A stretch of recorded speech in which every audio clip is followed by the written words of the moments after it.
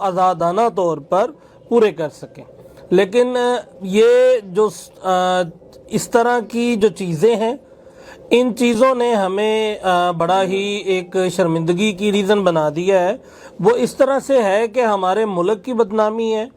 اور یہ جو جس ویڈیو کی ہم بات کر رہے ہیں، اس ویڈیو کے بارے میں بات کرتے وقت بڑا ہی محتاط اس میں الفاظ جو ہے وہ یوز کر رہا ہوں. نمبر ون تو نہ تو میں نے دیکھی ہے، میں نے تو جسٹ سوشل میڈیا پہ اور میڈیا کے ذریعے مجھے اس چیز کے بارے میں پتہ چلا ہے. میں پہلے اس بات کو کلیئر کر دوں. اور کچھ آڈیوز اور کچھ میمز ہماری بن گئیں جو ہمارے دوستوں نے، جو پاکستانی ہیں، افسوس کے ساتھ ان لوگوں نے بنائی ہیں.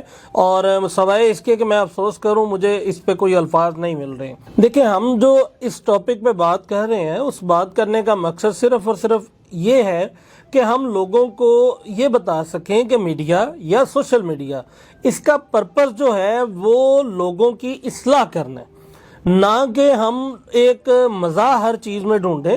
اور اس مزاح میں دیکھیں، میں اس ویڈیو کے جو پوائنٹس ہیں، جو سننے میں آیا ہے، اس کے کئی پہلو ہیں.